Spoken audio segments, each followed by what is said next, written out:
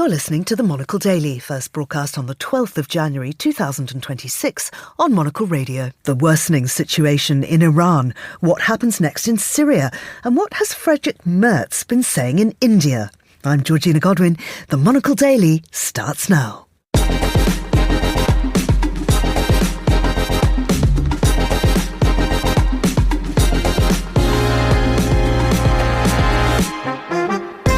Hello and welcome to the Monocle Daily, coming to you live from our studios here at Midori House in London.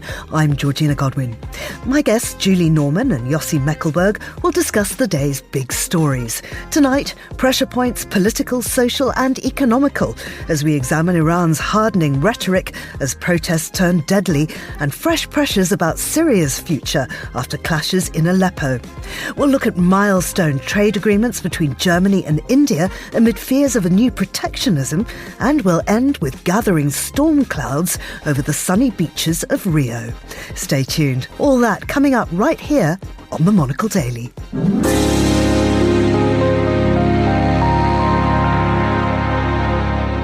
This is the Monocle Daily. I'm Georgina Godwin and I'm joined by Julie Norman, lecturer in politics and international relations at UCL, and Yossi Meckelberg, senior consulting fellow at the MENA programme at Chatham House. What's extraordinary, Julie, is you and I must have had dozens and dozens of conversations, but we've never actually met in person. That's right. This is a big night. It's nice to actually finally see you. So, and it's so great. You know, it really changes the whole tone of a programme when you can see somebody's face and see their eyes. And absolutely. I'm sure our listeners are very jealous. Now, listen, my colleague Hassan Anderson has just revealed to me and to our listeners that you are both Queenstown Rangers fans. I'm gathering that's some kind of football team? It's Queen's Park Rangers, QPR. Come on, Georgina, get on board here. Oh, yeah, Yossi started me on this, so he should be the lead on this, but he started taking me to games and I couldn't resist. Yeah, many years ago I lived in Hammersmith.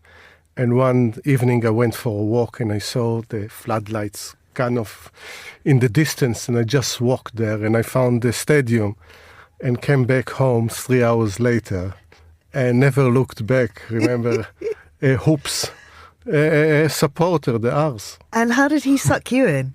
Well, I obviously am not from the UK. I moved here from the US and Canada, and I was looking for a team, and Yossi was always talking about QPR, so I said, I finally have to go to one of these games. And he also hooked me in because there's lots of good Middle Eastern food restaurants right around there. So he said, we'll do the match and then get some food, and that worked. Right. If you're into Canadian sports, though, what about ice hockey? And have you watched this new hot... Heated rivalry? Heated rivalry, which The Guardian describes as them going with buttocks like pneumatic hams. I mean, I wish our listeners could see these things. I would really want to watch this show. I'm definitely an ice hockey fan. Montreal Habs are definitely my team. But heated rivalry, it's just like taking the world by storm. It's amazing. It really, it's a real zeitgeist moment, isn't it, Yossi? Considering where I was born, everything with ice doesn't exist. I mean, only on the freezer. Yes. The rest is done in the desert. I mean, or on the sand on the beach, as we'll talk later, or in the sea. So I actually, a Canadian friend only forced me to watch I can't remember the name of the two. I didn't get it. All I know, I feel dizzy by the end of it, just trying to look. There is a name for this dish. The puck. The puck, yes, the puck. I just try to see where is the puck going, and eventually I understood that the most exciting thing is that just trying to beat up each other at one point or another. So, well, I'm assured that the puck goes to some interesting places in heated rivalry. Now, culturally, of course, you've got a very big moment this week. Yes, so listeners may have heard that I just published a new book, Gaza, the Dream and the Nightmare, and the stage adaptation is opening this week, Thursday, Friday in London. It's a performance piece comprised of quotes from interviews that I conducted while writing this book on Gaza over the last 2 years. So verbatim theatre? Yes, and so it's kind of interwoven quotes and kind of composite characters, and so it's our premiere is this week. So if you're in London, come check it out. Where will it be? It'll be at the Bloomsbury Studio Theatre on Thursday and Friday evenings. Excellent. Yossi, you'll be there, I assume. I definitely will be there. I read the book. I went to the book launch, and now I see that I have kind of the holy trinity of this, of going to see Full fandom. Yes, so I look forward very much to Excellent. see Well, the look, play. let's stay in that very heated region. We'll begin in Iran, where leaders say that they are ready for war if the US intervenes, while still claiming diplomacy is on the table as protests continue and tensions rise. I mean, there were reports this morning of perhaps up to 500 people dead, shot by security forces. Julie, I wonder how realistic the threat of military intervention by the US really is. Yeah, I mean, as I think everyone knows, with Trump, I think all cards are on the table. And especially after the events in Venezuela, Iran also is on notice that this is a president who can and will use military force when he chooses to. I do think others in the administration, and including Trump, and this will be part of his briefing tomorrow, will be realistic about the fact that a military strike can go either way in this case. Something too light can simply just have a rally around the flag effect. It can actually hurt the protest movement and strengthen the regime, where something too strong can just embroil the U.S. in that region, in that conflict for years to come. So this is a tough decision to make, and it's one that, despite Trump's rhetoric, I think he will be advised to take this slowly and wisely. And Yossi, I mean, is Iran in a position to respond as they've threatened? I mean, previous responses have been muted. The forces have their hands full at present, just controlling the crowds. They can also always provoke something. And going back to what Julie said, external intervention is a double-edged sword. On the one hand, the protesters would like the world to support them, mainly morally, politically, diplomatically, but also in a way that stop the killing. On the other hand, the minute that there is serious military intervention, it turns from a revolution, something that is authentic, organic to Iran, into regime change. And this is something completely different. As for, Iran still have military capabilities. They can, in case of the United States, attack, or I don't think Israel wants to get involved, especially if the US does the job for it. There is no interest to intervene, but the retaliation can be elsewhere. It can be somewhere in the Gulf. It can be stopping the of tankers, oil tankers. It can be against Israel. So there is a range of retaliation that can take place potentially. And Julie, what other options are open to Washington? I mean, I wonder if Trump is boxed in now, having made the threat. Does he have to act or look, completely? Yeah, there is some of this sense of, you have to save face if you've kind of made these public statements. But this has happened many times before with other presidents. Back to Obama, it's kind of making these red line statements and then backing away from that a bit. But I think for Trump, there will be military options on the table, most likely drone or missile strikes. So we're not talking boots on the ground as much as strikes. Other options, of course, would be cyber attacks, either on military or civilian infrastructure. Even more sanctions, which it's hard to see even further sanctions at this point since they're already so high, or simply, boosting and supporting anti-government forces and sources. Well, let's stay in the region because fighting in Aleppo between Syrian government forces and the Kurdish-led SDF has stopped, at least for now, with civilians once again left to pick up the pieces. But Yossi, I wonder why violence flared again and why it stopped. Because the situation is so volatile. All the idea, I think we many times look at state building and nation building in European terms, and then we come to the Middle East and it's very different. You see the different communities. They left after decades and decades of oppression. Then you have the minorities, whether it's the Alawites that were in power for five decades, and the Christians and the Kurds. And everyone is looking to each other and say, can I trust them? And obviously, after all these years of oppression, no one trusts anyone. And why should they, considering the experience? So this is an experiment. And this experiment, how you build a nation, a state, after these years of oppression that comes from above. And the Kurds, they have a history of not, and rightly so, not to trust anyone because everyone betrayed them along the generation. Turkey is looking for one side. Then their rights for autonomous in Iraq, it's more recognized in the last 20-something years. So they're worried if they integrate their forces into the military, in the Syrian military, if something goes wrong, who protects their own population? So it's part of this. Now, hopefully, it's part of a teething pain. But it can also turn into something else. For now, it seems what happens in Aleppo come down. Most of the troops left Aleppo, moved to the northeast of Syria. But it's not a done deal yet. Yeah. I mean, Julie, I wonder if this is the past resurfacing or a completely new phase. Is it a big consequential moment for the future of the country? Yeah, I mean, I think as Yossi said, I think this type of events are things that one has to expect at this point. I mean, you have the new Syrian government under al-Shara trying to kind of consolidate their control politically, but also in terms of security. And so this key city of Aleppo was one where they really, felt the need they had to do that, to have some sort of unity among the security forces. There was a deal made back in March that the SDF would be integrated into those forces. But as Yossi said, there's years of history and, of course, future things to come that minority groups in particular are going to be trying to watch out for themselves and trying to prevent some kind of further marginalization or oppression under a new regime. Look what happened to the Alawites immediately after al-Shara came to power. Many of them were massacred. So there is the fear. The same happened with the Druze close to the Israeli border. And the same time, you have all these countries look in Syria and think, what's my interest here? So Turkey think, the relations between the FSD and what used to be or still is the PKK. Israel is looking, do we want what they call jihadists close to our border? So they occupy even further into Syria. So everyone is looking into what's happening there and intervening in their own way, which makes it even more difficult to unite the country around singular cause. And I wonder if you could tell us a little bit about the Kurdish question and how central that is to this issue. It's interesting because if I can bring the Israeli side of it, because there was an historical connection or link between the Israel and the Kurd, because they feel some affinity. The idea that you have people but they don't have a state, have a country.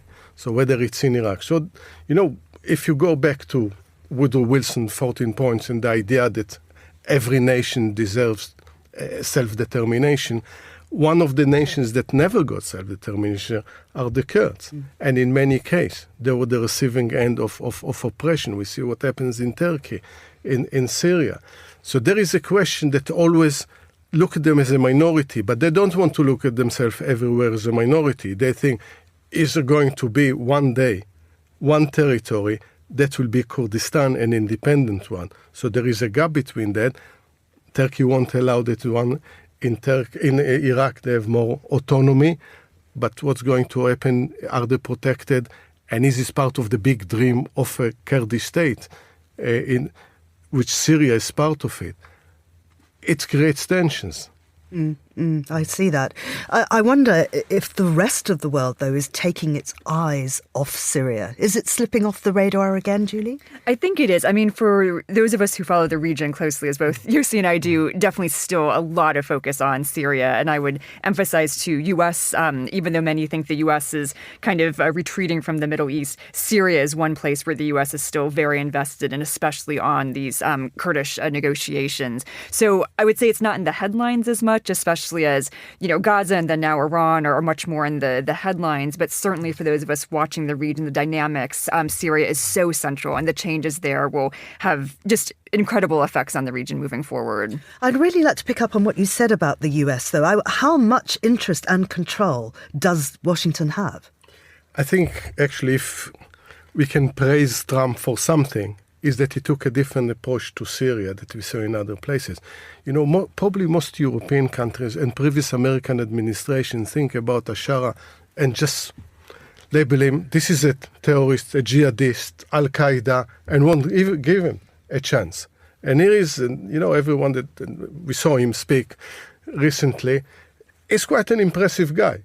And he knows to play the game. And you really wonder, is it all a game? Or is it there is a real change, and he making this transformation, and the United States is crucial by removing the sanction, removing the European sanction to start and rebuild Syria. It becomes even more important if events in Iran are getting much worse, because this is another block there in the Middle East. If Iran is becoming less stable, then Syria is becoming, and stability in Syria becomes even more important, and it will become more important for the American interest there. I mean, Julie, do you think that we will see a full-scale war between the SDF and the government?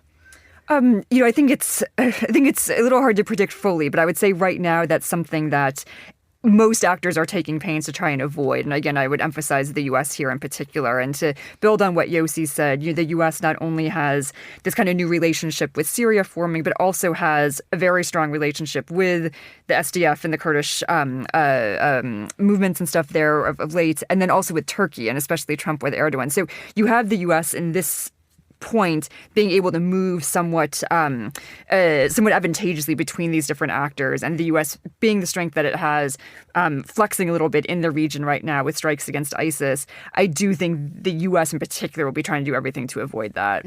So Yossi, just bring us up to speed then. Talk a little bit more about Turkey and Turkey's role in all of this. And just one point also, there is the Russian aspect of this, because the close relation between Syria and Russia and the foothold in the Mediterranean.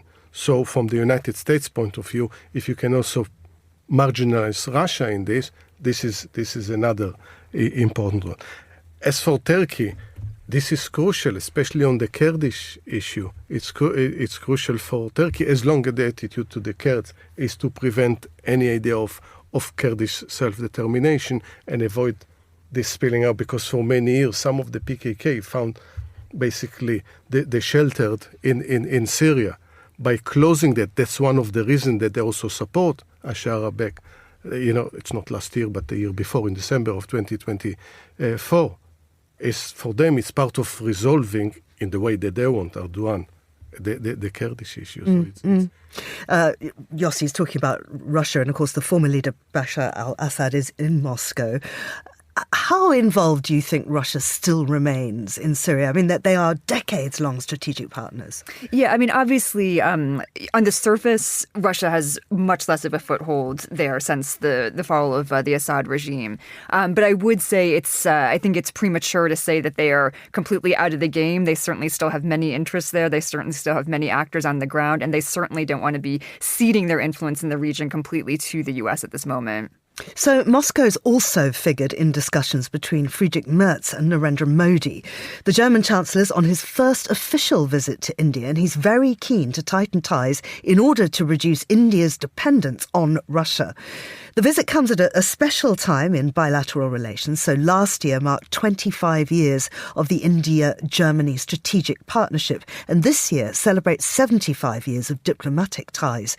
So Merz used the occasion to warn against the dangers of protectionism. He said, unfortunately, we're seeing a renaissance of protectionism. It's directed against the principles of free trade and open markets. He added that EU leaders could travel to India towards the end of this month to sign a free trade agreement. Julia, I wonder if protectionism is back, and if it is it because voters want it or because leaders find it useful?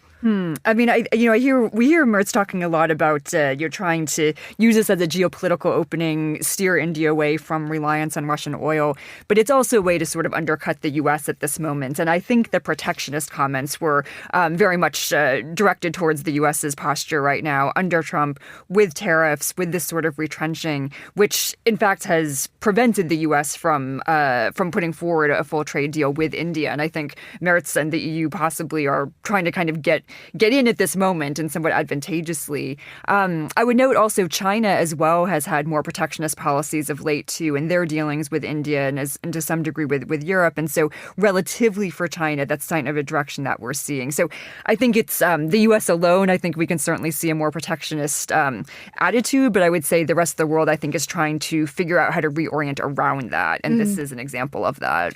I mean, Yossi, how awkward does protectionism make life for countries that are trying to deepen strategic partnerships? I think all the post-Second World War structure was about getting rid of protectionism, of free market as part of preventing wars.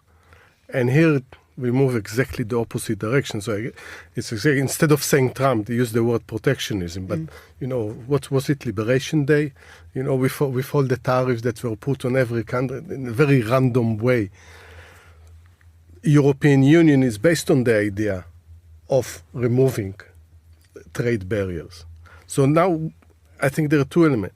A, when there are more and more countries that don't recognize international norms, everything goes, and especially now we see it, whether with the United States or Russia, and to extent China, whatever they decide is becoming a norm for them to behave, and those are the major countries.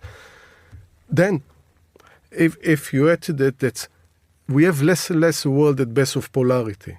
We so got used to have either a multipolar world or a bipolar world or a unipolar world. Where is the polarity right now? So we move, I think, in a world that is almost apolar. So everyone is looking for where they can get either security or to get better trade deals. And that's all of a sudden, again, we are in the UK, signed an agreement with India as well. Merz is there, and the European Union, while looking into this, because the criticism is towards the United States, because not only protection, only today, we had also the German criticism of what happens in Greenland. Mm-hmm. So when there are, all these norms of behavior disappear, you look for different allies, whether it's trade, whether it's security, and everything else. When you're talking about polarity, Julie, I'd like to look at BRICS and the whole. I mean, you can bring Venezuela into this conversation too, obviously. But is Merz trying to make sure that BRICS does not become a threat, that it is not the new world order? I think there's a mix of both. I mean, again, I think it's recognizing that things are shifting in very unpredictable ways right now, trying to look at what is both economically advantageous as well as geopolitically strategic. And this is a pretty an easy win in that regard with India. And both India and Germany are part of the G4, so to speak, which is Brazil, Japan, and then India and Germany. And so I think this is a way to sort of bolster that relationship to encounter to not only the U.S., but maybe to some of the other BRICS countries as well, obviously China included. Mm. I mean, do you think that we're seeing a globalization slowdown? I'm not so sure. I think this kind of relationship in many ways can increase globalization. I think actually what the United States is doing, it marginalizes itself, while the rest of the world is looking to more interaction because they know it's based on trade. I think certain elements of globalization, which, for instance, remove jobs, that's one of the reactions in the United States, that you have people feel marginalized because of globalization. But I think actually the rest of the world move in a different direction. What we don't see, because there was a hope that a world that is globalized is also more secure. So what we see on certain area, more globalization, seeking for more trade, more connectivity, but at the same time, it doesn't mean that it makes the world more secure. Mm. And that's that try to compensate for the insecurity that comes with this. And it certainly doesn't make it a nicer place. I mean, I wonder if economic self-interest now trumps shared values. I mean, I think we're really at a tipping point with that, right? And the events that have started this year have certainly pushed that to the forefront of many of our minds, I think. But I think anytime there's a kind of forceful action like Venezuela, like some of the rhetoric we've heard from Trump, there's going to be a response to that. There's going to be I think a movement of people in the world and states in the world who say, we don't want things going fully in that direction. We worked hard to establish a world order where that was not the norm. And it was obviously wildly imperfect, but I do think there's going to be a response to that this year, and it may not be strong enough with a strong Trump and U.S. going kind of full speed ahead. But I don't think we're going to see just a rolling over and going with it either. We do seem to be doing that. We do seem to be rolling over right now. Who's strong enough to take him on? Who's unafraid?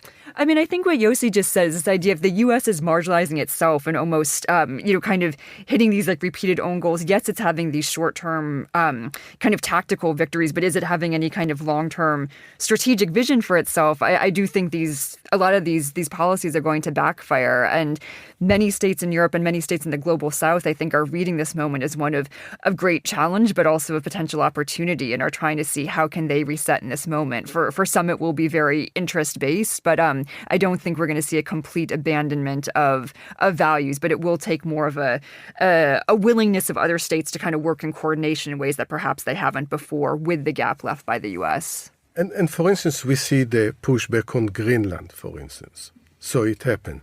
On Ukraine, on Europe spending more on defense. So we see that.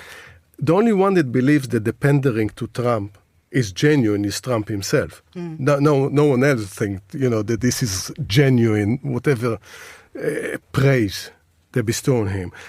In the meantime, in the background, when we see, for instance, kind of visits to India, when you see the other thing, spending more on defense, pushing back on other issue, it's the planning while there is a gap in the capabilities in order to push back in not only in a constructive way, but also in a successful way. I mean, Julie, just to go back to the specific of India, how likely is a free trade deal between the EU and India? I mean, I think Merz's visit there certainly gave a lot of momentum to that. I think that was a bigger if before this visit, but there does seem to be a lot of confidence around this going forward. Again, this moment is one for the EU to kind of grab this, and I think India is a partner that many European states already have pretty strong trade relations with anyway. It's a way to provide a little bit of a counter to China and have a bit more competition there. I have to admit, I'm slightly obsessed with India at the moment. Early tomorrow, I jet off to Jaipur for a literary festival. It's obviously work. Okay, it's work. Ostensibly, I'm there to interview Leo Varadkar and Tim Berners-Lee, amongst some others. In reality, I also think it will be a lot of fun. I've done this festival before, and there are always great parties, lots of fantastic shopping opportunities. What there isn't, though, in that part of northwestern India are beaches. So, in order to bring the show to a sunny conclusion, let's turn to Rio. It's not all golden sands, though. A row has blown up there over exorbitant prices on beaches. O Globo newspaper has printed an article showing that renting a sun lounger is 100 reais or 16 euros, which is, you've got to admit, really quite expensive for just being allowed to lie down for an hour. Locals are complaining. The mayor says that he'll study price controls. Now, Yossi, I know that Israel has been very successful in curbing price abuses. How did Tel Aviv cope with this very same issue? So this was decision by the mayor of Tel Aviv. It's mainly in Tel Aviv, Ron Huldai, that is the mayor since, I think, 1998. He's been for a while there. And they decided there are two kind of pricing. One for those who live in Tel Aviv, residents of Tel Aviv. And I think for a decking chair, it's less than £1. And if you want a parasol or an umbrella, it's 8 shekels, which is around less than £2. So it's just, I mean, it's not exactly free market when actually the mayor decides or the council decide on it, but it works because it stops, overcharging people that want a nice day on the beach. They still make a lot of money. Now, that one of the ways, you probably, Julie, knows you know that too, it's if you don't want to pay for that, but you prefer to pay for excessive prices of food, you can sit off one of these restaurants that are on the beach and you can spend time. They won't charge you for the chair, but they'll charge you a lot for the food. Julie, do you think this is really about beach prices, or is it about fairness more broadly? I mean, these are cities where the beach is such a key part of the city, and you want all the citizens to be able to access that. You want tourists when they come to feel they can access that. It's really, the hub, if you will, of both these kinds of cities, and especially Rio. And so I think trying to make it a place where everyone feels, yes, this is, I belong here. This is for me as well as for others is quite a savvy move by a politician. And I would say compared to a lot of U.S. beaches, the prices are extremely low compared to what, you might be charged at, Ocean City or something like that. Sure. So if either of you had a chance to regulate one thing in public life, what might it be? I know for me it would certainly be playing your phone or device out loud without headphones. We have definitely talked about that before on this show, and I can definitely get behind that one. Yossi, do you have one at the tip of your tongue? I just think public transport generally, if you can regulate prices, that it will be affordable for everyone. So public transport for sure. Yes, I would have to jump on that. And gosh, what else can I say? I think bathroom access too. I think not having to pay for bathrooms everywhere would be a good policy. Absolutely. Freeways for all. Thank you very much to both of you. That's all for this edition of the Monocle Daily. A big thanks, as I say, to my panellists today, Julie Norman and Yossi Meckelberg. Today's show was produced by Tom Webb and researched by Annalise Maynard. Our sound engineer was Elliot Greenfield. I'm Georgina Godwin here in London, and the Monocle Daily is back at the same time tomorrow with, I'm sure you'll be glad to hear, Andrew Muller back in his usual seat. That's it. Goodbye, and thanks for listening.